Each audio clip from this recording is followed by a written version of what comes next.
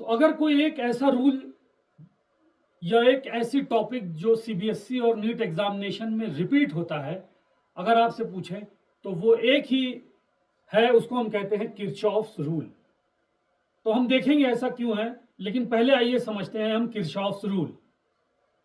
आप देख सकते हो बेटा, किरचॉफ्स के दो रूल होते हैं, एक होता है जंक्शन रूल और दूसरा होता है लूप रूल।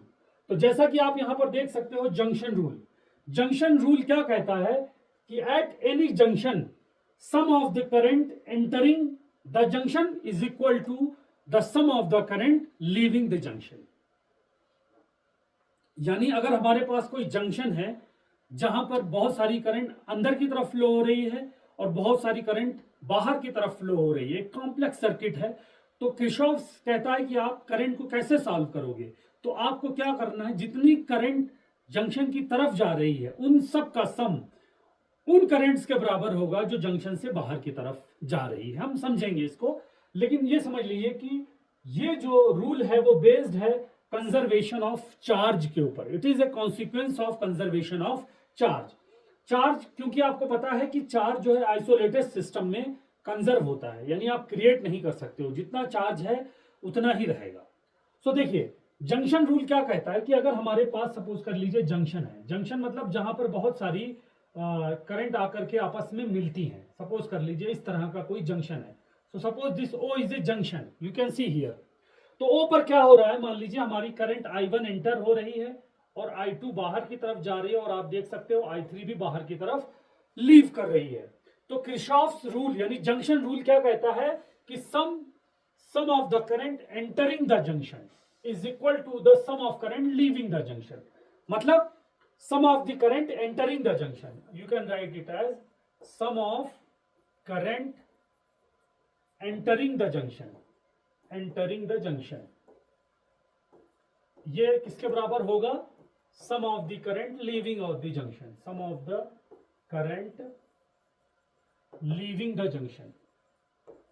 तो आप यहां पर देख सकते हो बच्चों कौन कौन सी करंट जंक्शन की तरफ एंटर हो रही है। सो I1 is the only current entering the junction, so you can write I1 is equal to कौन कौन सी करंट जंक्शन को लीव कर रही है, I2 and I3। so I1 will be equal to I2 plus I3।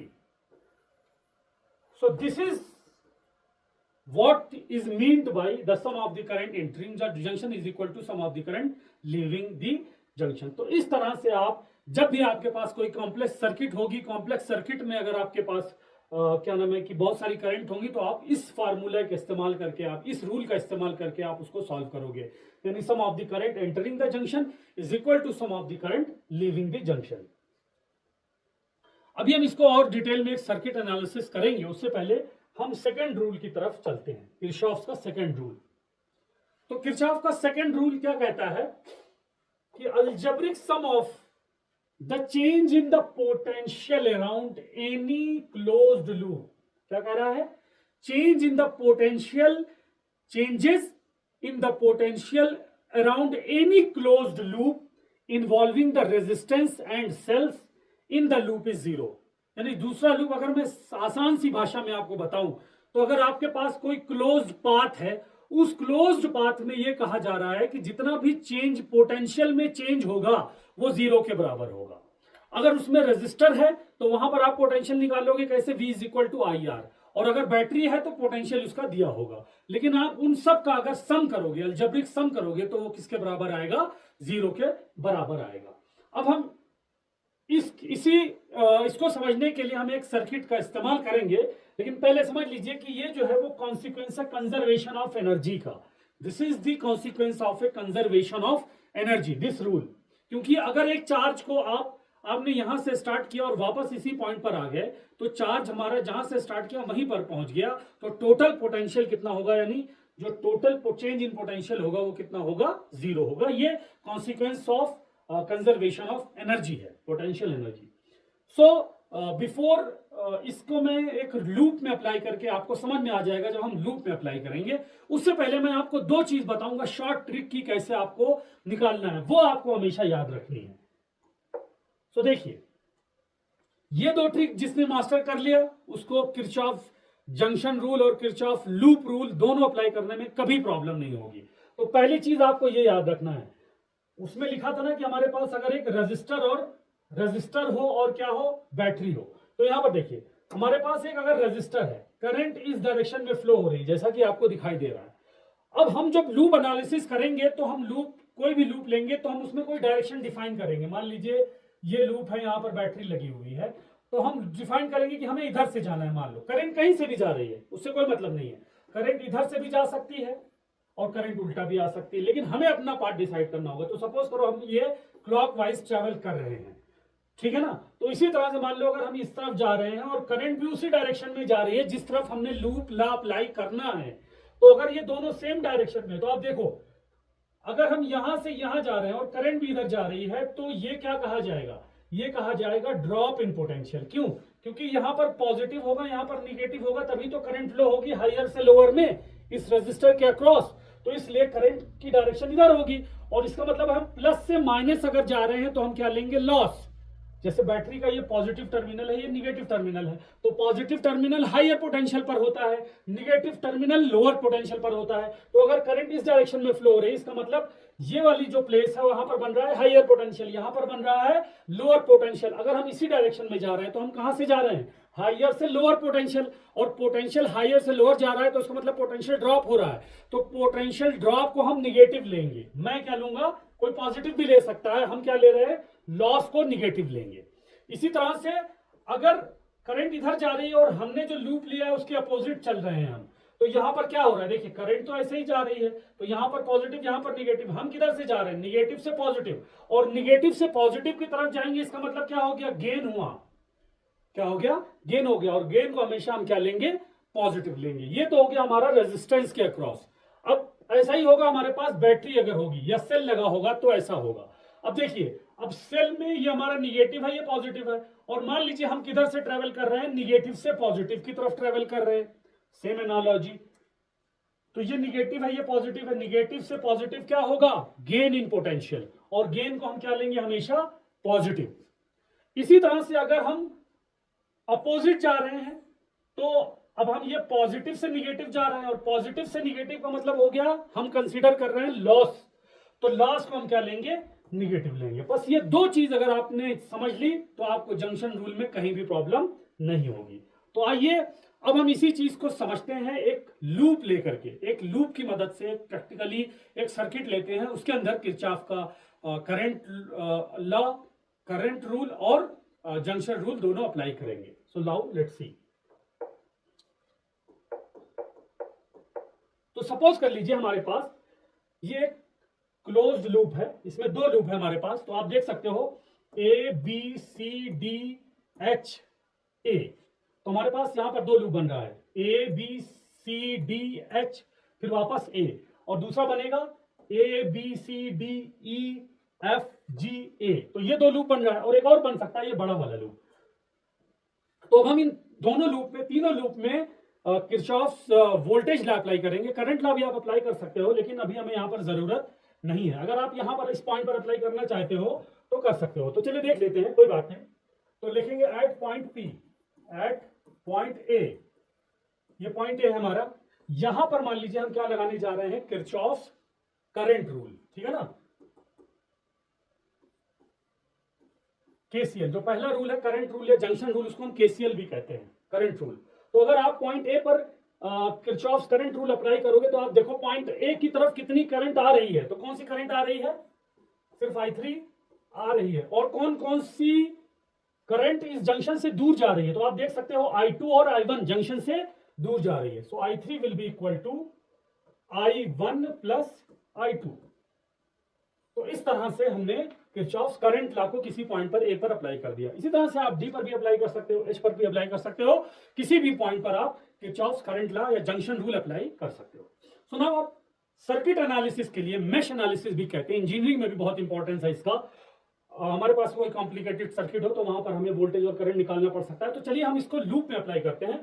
तो in loop A B C D H A, तो आप देखो हमारे पास एक क्लोज्ड लूप है, आप देख सकते हो A B C D H A, ये क्लोज लूप है। इसमें मैं किरचॉफ्स वोल्टेज लॉ यानी जो आपका हमारा दूसरा लॉ है उसको हम अप्लाई करेंगे, किरचॉफ्स वोल्टेज लॉ अप्लाई करेंगे। अब डिपेंड करता है हम कैसे अप्लाई करें, हमारे ऊपर है पूरा। सिर्फ आपको यहाँ पर करंट की डायरेक्शन दी गई है, देखिए ये इधर है, ये इधर है, और ये इधर है, और ये इधर है। करंट की डायरेक्शन आपको मार्क की हुई है ऑलरेडी, ठीक है ना, यहाँ पर इधर है।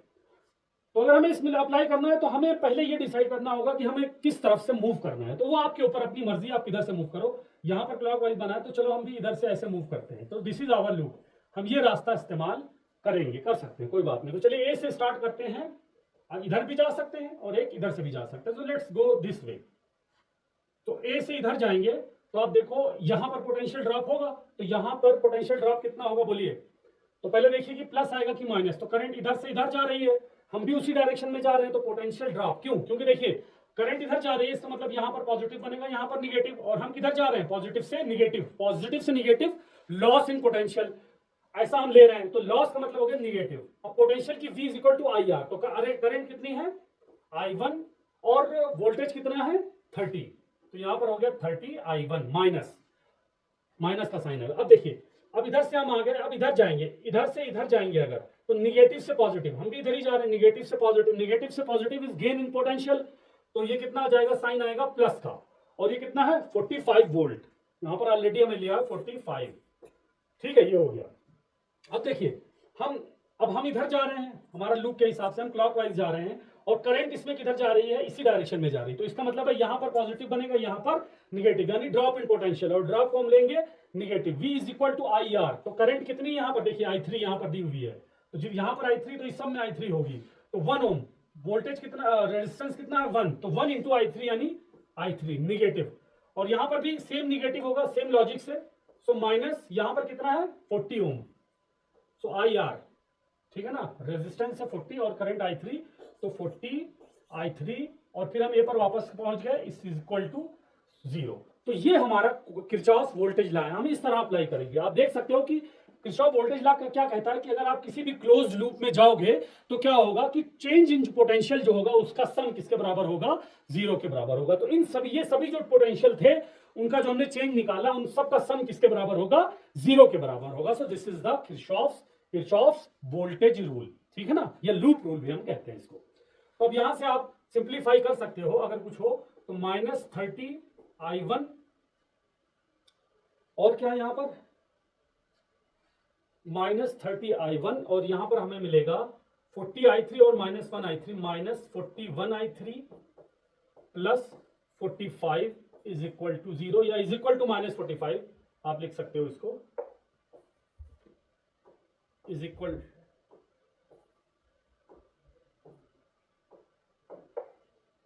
41 I3 is equal to -45। तो दिस इज इक्वेशन नंबर 1।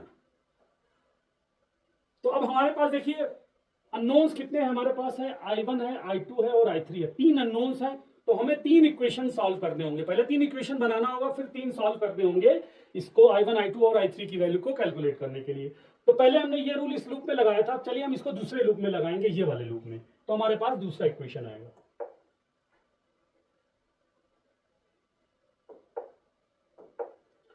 अब दूसरे लूप में लगाने के लिए सपोज करिए हमारे पास, तो ये लूप है हमारा, तो चलिए हम यहां से भी जा सकते हैं इसी तरह से, आपकी मर्जी है। फिर से हम क्लॉकवाइज जाएंगे, और तो इस लूप का नाम क्या होगा, सपोज करिए, so this loop is called as ABCDEFGA।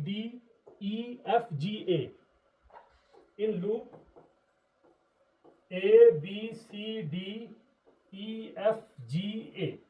इस लूप में क्लोज लूप है। देखिए सेम लॉ हम अप्लाई करेंगे। तो देखिए अब हम यहां से यहां जा रहे हैं, करंट के अपोजिट डायरेक्शन में जा रहे हैं, करंट के अपोजिट डायरेक्शन में जा रहे हैं। तो करंट इधर जा रही है, इसका मतलब है यहां पर पॉजिटिव बनेगा, यहां पर निगेटिव बनेगा, और हम किधर जाएंगे, इसके अपोजिट जा रहे हैं, यानी हम निगेटिव से पॉजिटिव, यानी गेन इन पोटेंशियल, और गेन को हम लेंगे पॉजिटिव।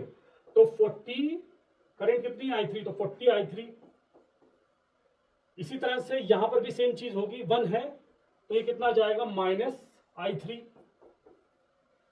ठीक है, 1 into I3 is equal to -I3। अच्छा इधर जाएंगे तो यहां पर प्लस है, यहां पर माइनस है, तो प्लस से माइनस लॉस का मतलब निगेटिव, तो हम इसको लेंगे -45। अब इधर आ जाइए, इधर करंट का डायरेक्शन आपको दिया है या नहीं दिया है? अच्छा, तो इधर हमारे पास आ रही है करंट, कितनी आ रही है? I1, यहां पर आप देखो, और यहां से जा रही है I3। तो यहां पर कितनी करंट फ्लो होगी आपको यहां पर समझना होगा। तो यहां पर कितनी करंट फ्लो होगी इसमें? इधर से I3 जा रही है, इधर से I1 आ रही है, तो यहां पर कितनी करंट फ्लो होगी? तो यहां पर जो करंट दिखाई जा रही है, देखिए आपको I2 दिखाई जा रही है, ठीक है ना। तो इसका मतलब है यहां पर आ रही है I2, यहां पर क्या आ रही है? I2 इस डायरेक्शन में जा रही है, ठीक है। ये ऑलरेडी हमें दिया हुआ है। तो सपोज करो अब हम यहां से यहां जा रहे हैं, करंट ऊपर जा रही है, तो हम करंट के अपोजिट जा रहे हैं, और करंट के अपोजिट यहां भी जा रहे थे, तो हम क्या लेंगे? गेन। तो गेन हो गया पॉजिटिव, और ये कितना है? 20 इंटू I2, 20 I2, ठीक है। अब आप इधर आओ। अब जब हम इधर आएंगे तो आप देखोगे यहां पर क्या है? करंट अपोजिट जा रही है, करंट तो इधर जा रही है, और हम अपोजिट जा रहे हैं, तो यहां पर हम क्या लेंगे? फिर पॉजिटिव लेंगे। कितना हो जाएगा? 1 I2, 1 I2, ठीक है। करंट के अपोजिट जब जाएंगे तो पॉजिटिव हो जाएगा, ठीक। और फिर यहां से अगर आप जाओगे प्लस से माइनस जाएंगे इधर हम, तो ये हो जाएगा निगेटिव। सो लॉस यानी 80 इज इक्वल टू 0। अब यहां पर हम किरचॉफ लॉ लगाएंगे, तो यहां से यहां जाएंगे, हमने ऑलरेडी किया है पहले ही। तो हम करंट के, अगर हम ऐसे जा रहे हैं सपोज कर लीजिए, तो हम करंट के डायरेक्शन में ही जा रहे हैं, तो निगेटिव लेंगे, यानी आ जाएगा हमारा -30। करंट कितनी फ्लो हो रही है? I1। फिर इधर आ जाइए, ये आ जाएगा आपका, करंट के अपोजिट जा रहे हैं, यहाँ पर करंट के डायरेक्शन में जा रहे थे, अपोजिट जा रहे हैं, तो यहाँ पॉजिटिव है, यहाँ निगेटिव है, हम ऊपर से नीचे आ रहे हैं, तो निगेटिव से पॉजिटिव गेन। तो ये कितना हो जाएगा? +20 I2, ठीक है। और फिर जब आप इधर आओगे तो यहाँ पर करंट इधर जा रही है, इसके अपोजिट जा रहे हैं, इसका मतलब है ये प्लस ये माइनस, और हम अपोजिट जा रहे हैं, तो इसका मतलब है gain in potential. So this will be +1 I2 यानी I2, ठीक है। और जब इधर से इधर जाओगे तो ये लॉस हो रहा है, यानी -80, और फिर हम ए पर पहुंच गए, will be equal to 0। So -30 I1 +21 I2 is equal to 80। This is equation number 3। हम इसको 3 अननोन है और 3 इक्वेशन है, हम इसको आसानी से सॉल्व कर सकते हैं। तो हम दूसरे एग्जाम्पल की तरफ जाएंगे।